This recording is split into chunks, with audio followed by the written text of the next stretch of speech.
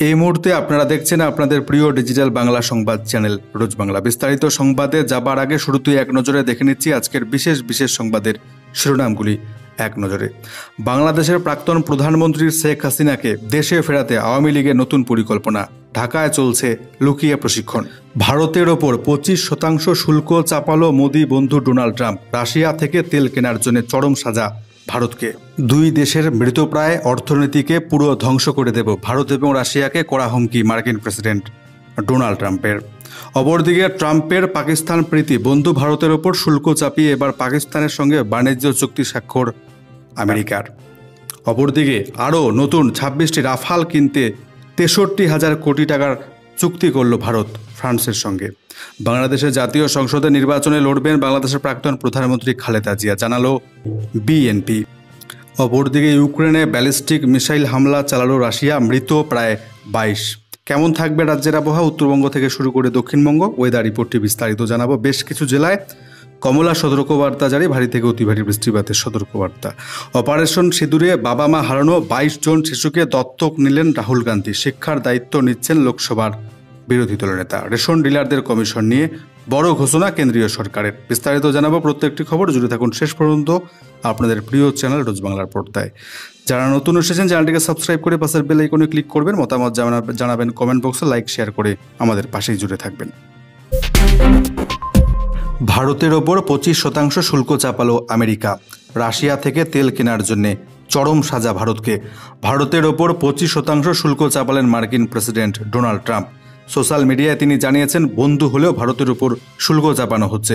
আগামী 1 আগস্ট থেকে কার্যকর হচ্ছে নতুন শুল্ক হার। মার্কিন প্রেসিডেন্ট সাফ জানিয়ে দিয়েছেন, ভারত তো রাশিয়া থেকে প্রচুর তেল এবং অস্ত্র কেনে, সেই কারণেই ভারতের উপর 25% শুল্ক চাপাচ্ছে আমেরিকা। বুধবার ট্রুথ সোশ্যালে ট্রাম্প লিখেছেন, মনে রাখতে হবে ভারত আমাদের বন্ধু হলেও আমাদের দুই দেশের দ্বিপাক্ষিক বাণিজ্য খুবই কম, তার কারণ ভারতের শুল্ক হার খুব বেশি। তাছাড়াও ভারতের যুদ্ধাস্ত্রের অনেকটাই রাশিয়া থেকে কেনা। রুশ শক্তি সম্পদের সবথেকে বড় ক্রেতা ভারত এবং চীন, বিশেষত সেই সময়ে যখন সকলে বলছি রাশিয়ার উচিত ইউক্রেনে গণহত্যা বন্ধ হোক। তাই ভারত এবার 25% শুল্ক দেবে। আলাদা করে রাশিয়া থেকে তেল এবং অস্ত্র কেনার শাস্তিও পেতে হবে ভারতকে। 1 আগস্ট থেকে নতুন শুল্ক হার কার্যকর হচ্ছে বলে জানিয়েছে আমেরিকা। আমেরিকা জানাচ্ছে, রাশিয়া থেকে কম দামি তেল কেনার সাজা হিসেবে ভারতকে অতিরিক্ত শুল্ক গুনতে হচ্ছে। শোনা যাচ্ছিল বাণিজ্য চুক্তি সম্পন্ন করতে আগামী 25 আগস্ট ভারতে আসছেন মার্কিন প্রতিনিধিরা।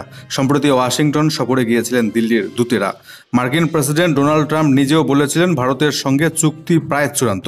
কিন্তু ট্রাম্পের এই ঘোষণার পর কি আদৌ ভারতের সঙ্গে বাণিজ্য চুক্তি হবে আমেরিকার, সেটাই এখন দেখার।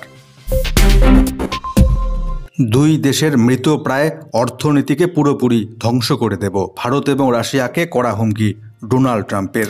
বুধবারই ভারত থেকে রপ্তানি হওয়া পণ্যের ওপর 25% শুল্ক আরোপ করেছেন মার্কিন প্রেসিডেন্ট ডোনাল্ড ট্রাম্প।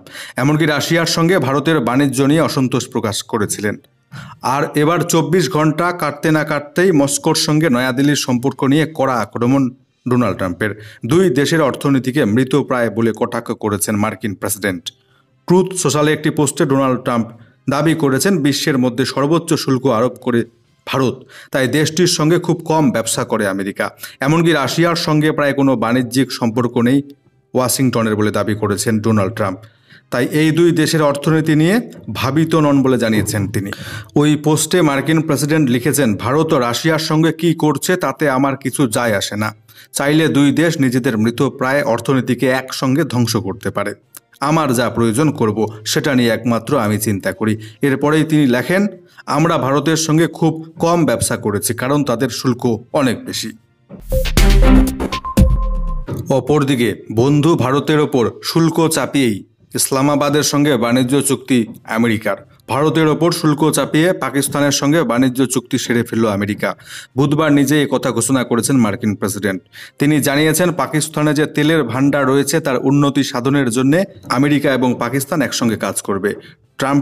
ট্রাম্প তার সোশ্যাল মিডিয়া ট্রুথ সোশ্যালে লিখেছেন, আমরা পাকিস্তানের সঙ্গে ইতিমধ্যে একটি চুক্তি স্বাক্ষর করেছি।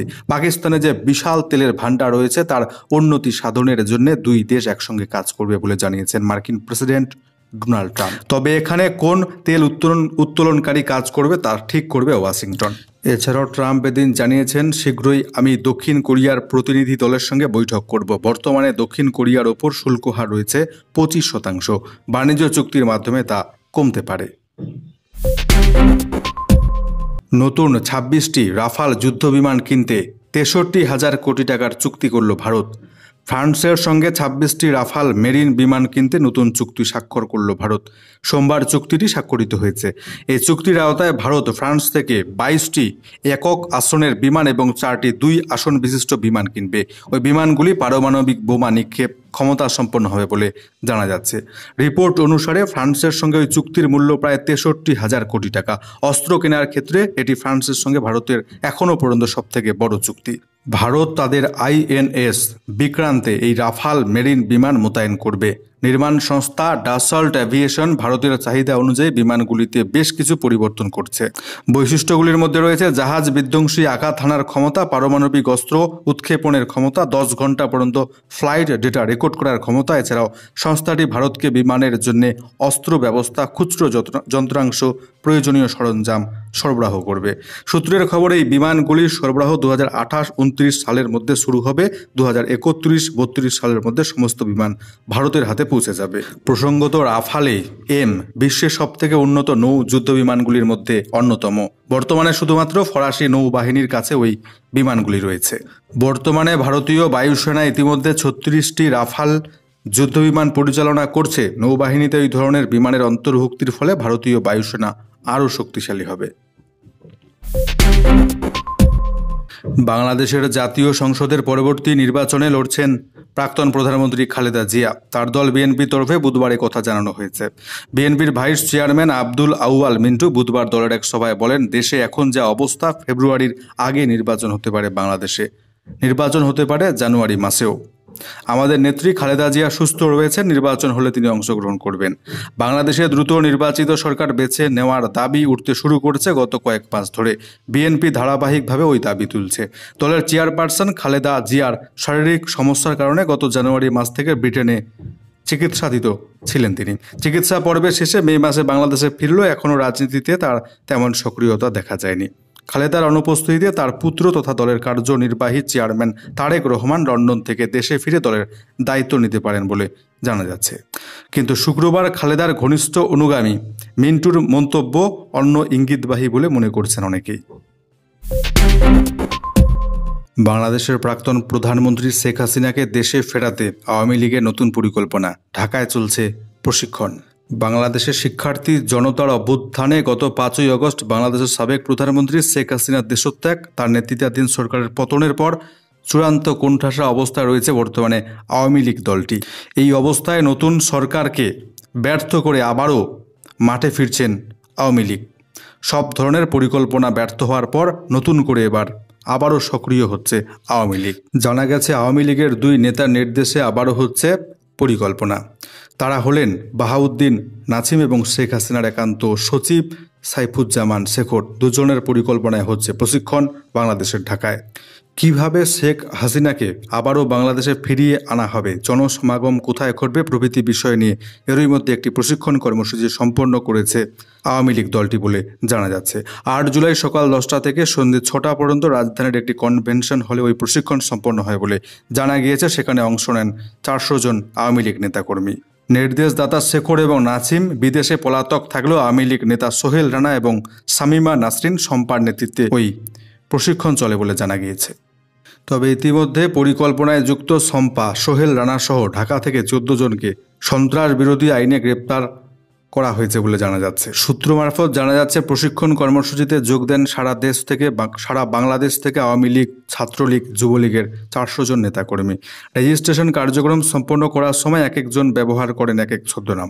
কারো পরিচয় দেওয়া হয় রাজমিস্ত্রি, কেউ কার্পেন্টার, কাউকে বানানো হয় বাগান পরিচর্যাকারী বা অন্যান্য শ্রমজীবী।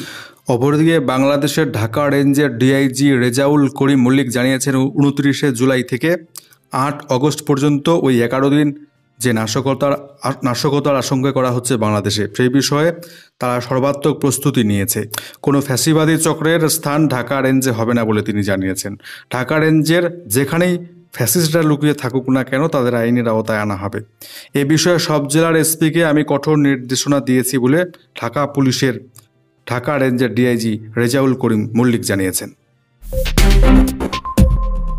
মার্কিন হুঁশিয়ারিকে থোড়াই কেয়ার রাশিয়ার। ইউক্রেনের একের পর এক শহরে এয়ার স্ট্রাইক রাশিয়ার। ইউক্রেনের একটি সংশোধনাগার এবং চিকিৎসা কেন্দ্রেও আছড়ে পড়ল রুশ ব্যালিস্টিক মিসাইল। মঙ্গলবারের ওই হামলায় অন্তত 22 জনের মৃত্যুর খবর সামনে আসছে। এদিকে সোমবারই নতুন করে রাশিয়াকে শান্তি চুক্তির জন্য সময়সীমা বেঁধে দিয়েছেন মার্কিন প্রেসিডেন্ট। যদিও এর 24 ঘন্টা কাটার আগে ইউক্রেনে বিরাট বড় আঘাত হানল রাশিয়া। ইউক্রেন সরকার সূত্রে খবর, এদিন জাপোরজিয়া প্রদেশের একটি সংশোধনাগারে আছড়ে পড়ে রুশ মিসাইল। ওই ঘটনায় অন্তত 17 জনের মৃত্যু হয়, আরও 80 জনের বেশি আহত।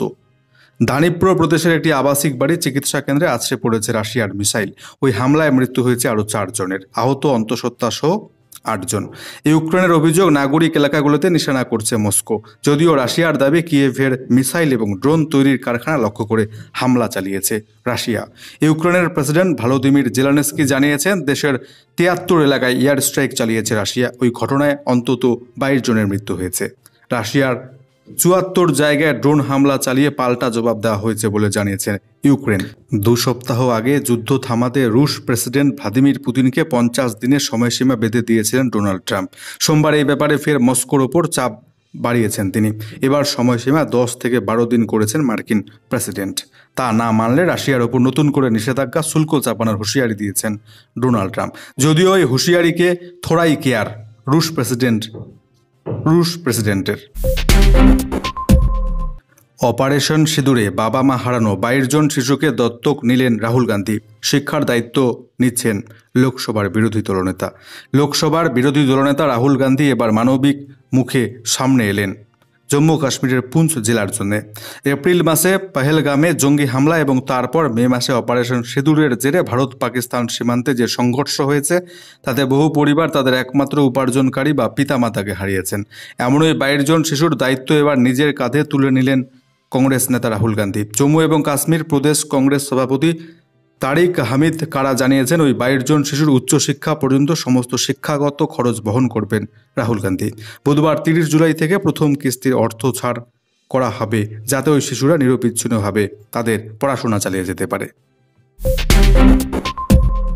মুখ্যমন্ত্রী মমতা ব্যানার্জির সফরের পর ফের ফ্রন্ট ফুটে কেষ্ট। অনুব্রত মণ্ডল পেলেন Y+ ক্যাটাগরির নিরাপত্তা। মুখ্যমন্ত্রী মমতা ব্যানার্জির সফরের পর নিরাপত্তা বাড়ল বীরভূমের প্রাক্তন জেলা সভাপতি অনুব্রত মণ্ডলের। তার নিচুপট্টির বাড়ি ব্যক্তিগত নিরাপত্তা বাড়ানো হলো। অডিও বিতর্কে নাম জড়ানোর পর নিরাপত্তা কমিয়ে দেওয়া হয়েছিল অনুব্রত মণ্ডলের। বীরভূম জেলা পুলিশ সূত্রে জানা গিয়েছে, 16 জন পুলিশ কর্মী অনুব্রত মণ্ডলের নিরাপত্তার দায়িত্বে থাকবেন এবার থেকে। তার গাড়ির পেছনে সামনে পুলিশের এসকোর্ট গাড়ি থাকবে। 4 থেকে 6 জন সশস্ত্র পুলিশ কর্মী বোলপুরের নিচুপট্টির বাড়ির নিরাপত্তায় মোতায়েন থাকবে সবসময়। সম্প্রতি মুখ্যমন্ত্রী মমতা বন্দ্যোপাধ্যায় বীরভূমে যান, সেখানে নেত্রীর সঙ্গে দেখা করেন কেষ্ট। সোমবার বিকেলে কোর কমিটির সদস্যদের সঙ্গে বৈঠক করেন মমতা ব্যানার্জি। সেখানে অনুব্রত মণ্ডলকে বীরভূমের কোর কমিটির কনভেনর অর্থাৎ আহ্বায়ক করা হয়। এবার ফেরত পেলেন নিরাপত্তা অনুব্রত মণ্ডল। রেশন ডিলারদের জন্য দুঃসংবাদ। রেশন ডিলারদের কমিশন বাড়ছে না, জানিয়ে দিল কেন্দ্রীয় সরকার। মূল্যবৃদ্ধির এই চড়া বাজারেও রেশন ডিলারদের কমিশন বাড়ানো হবে না বলেই বুধবার সংসদে জানিয়ে দিল মোদী সরকার। উল্টে রাজ্য সরকারের ঘাড়ে দায়িত্ব চাপিয়ে দায় ঝাড়ল কেন্দ্রীয় সরকার। বলা হলো, রেশন দোকানদারদের কমিশন বাড়াতে হলে রাজ্য বাড়াক। গোটা দেশে 5,43,259 জন রেশন দোকান রয়েছে, যার মধ্যে পশ্চিমবঙ্গে 20,476টি। কেন্দ্রের প্রধানমন্ত্রী গরিব কল্যাণ অন্ন যোজনায় খাদ্যশস্য বিতরণের জন্য দোকানদাররা পান কিলো প্রতি 90 পয়সা কমিশন। পাহাড়ি এলাকায় 1 টাকা 80 পয়সা কমিশন। এই কমিশন কেন্দ্র বাড়াবে কি? পৃথক ওই 2 লিখিত প্রশ্ন জানতে চান তৃণমূলের 2 সাংসদ সৌগত রায় এবং মালা রায়। তারপরেই কেন্দ্রীয় সরকার স্পষ্ট জানিয়ে দিয়েছে, রেশন ডিলারদের কমিশন এই মুহূর্তে বাড়ছে না। আগামী 3রা সেপ্টেম্বর করম পুজো। ওই দিন রাজ্য সরকারি কর্মীদের ছুটি ঘোষণা করে বিজ্ঞপ্তি জারি করল অর্থ দপ্তর। ওই দিন সমস্ত সরকার এবং সরকার পোষিত দপ্তর, স্কুল, কলেজ, পুরসভা, পঞ্চায়েতে ছুটি থাকছে। যেহেতু ওই পুজোর নির্দিষ্ট দিন থাকে, তাই সরকারি ছুটির তালিকায় করম পুজোর কথা থাকে না, আলাদা করে বিজ্ঞপ্তি প্রকাশ করা হয়। আদিবাসী অধ্যুষিত ছোট নাগপুর মালভূমি এলাকায় হৈ হৈ করে পালিত হয় করম উৎসব। রাঢ় বাংলার পুরুলিয়া ছাড়াও সংলগ্ন ঝাড়খণ্ড, বিহার, উড়িষ্যা, ছত্তিশগড়ের আদিবাসীরা ওই উৎসব আনন্দের সঙ্গে করম পুজোয় মেতে ওঠেন। আর এই করম ভাদু উৎসবের হাত ধরেই উমার অগ্রগতি সূচিত হয় বঙ্গে। এক অর্থে করম শারদ উৎসবের আমেজ এনে দেয়। 2023 সালে প্রথমবার করম পরবে পূর্ণ দিবস ছুটি ঘোষণা করে রাজ্য সরকার। কেমন থাকবে আজ বাংলার আবহাওয়া? বেশ কিছু জেলায় ভারী থেকে অতি ভারী বৃষ্টিপাতের সতর্কবার্তা। দেখে নেব এক নজরে লেটেস্ট ওয়েদার রিপোর্টটি। আজকেও বৃষ্টিপাত চলবে। আজও কলকাতা সহ দক্ষিণবঙ্গের সব জেলায় বজ্রবিদ্যুৎ সহ প্রবল বৃষ্টির সম্ভাবনা। সব জেলাতেই জারি রয়েছে হলুদ সতর্কবার্তা। কয়েকটি জেলায় বৃহস্পতিবারও বৃষ্টির দাপট বেশি থাকবে। আজ মুর্শিদাবাদ, বীরভূম, পূর্ব বর্ধমান, পশ্চিম বর্ধমান এই 4 জেলায় ভারী বৃষ্টির পূর্বাভাস রয়েছে। 4 জেলাতেই জারি রয়েছে হলুদ সতর্কবার্তা। আজ কলকাতা সহ দক্ষিণবঙ্গের সব জেলায় বজ্রবিদ্যুৎ সহ বৃষ্টির পাশাপাশি ঘন্টায় 30 থেকে 40 কিমি বেগে ঝোড়ো হাওয়া বইতে পারে বলে জানানো হয়েছে। আগামীকাল শুক্রবারও দক্ষিণবঙ্গের জেলাগুলিতে বজ্রবিদ্যুৎ সহ হালকা থেকে মাঝারি বৃষ্টির সম্ভাবনা। ঘন্টায় 30 থেকে 40 কিমি বেগে ঝোড়ো হাওয়া বইতে পারে বলে জানা যাচ্ছে। শুক্রবারেও দক্ষিণবঙ্গের সব জেলায় হলুদ সতর্কবার্তা জারি করেছে আবহাওয়া দপ্তর। তবে শুক্রবার থেকে কমবে বৃষ্টির দাপট। আগামী 7 দিন বিক্ষিপ্ত হবে দক্ষিণবঙ্গের জেলাগুলিতে হালকা থেকে মাঝারি বৃষ্টির পূর্বাভাস রয়েছে। অপরদিকে আজ উত্তরবঙ্গের একাধিক জেলায় ভারী বৃষ্টির পূর্বাভাস। আজকে দার্জিলিং, উত্তর দিনাজপুর, মালদহ জেলায় বজ্রবিদ্যুৎ সহ ভারী বৃষ্টির পূর্বাভাস জারি রয়েছে হলুদ সতর্কবার্তা। শুক্রবার উত্তরবঙ্গের দার্জিলিং, জলপাইগুড়ি, কালিম্পং, উত্তর দিনাজপুর, দক্ষিণ দিনাজপুর, মালদহ জেলায় ভারী বৃষ্টিপাতের সম্ভাবনা। শনিবার উত্তরবঙ্গের দার্জিলিং, জলপাইগুড়ি, কালিম্পং, আলিপুরদুয়ারে ভারী থেকে অতি ভারী বৃষ্টির জন্য কমলা সতর্কবার্তা জারি করেছে আবহাওয়া দপ্তর। রবিবার দার্জিলিং, জলপাইগুড়ি, কালিম্পং, কোচবিহার, আলিপুরদুয়ারে ভারী থেকে অতি ভারী বৃষ্টির জন্য সেদিনও রবিবারও কমলা সতর্কবার্তা জারি থাকছে উত্তরবঙ্গের জেলাগুলিতে।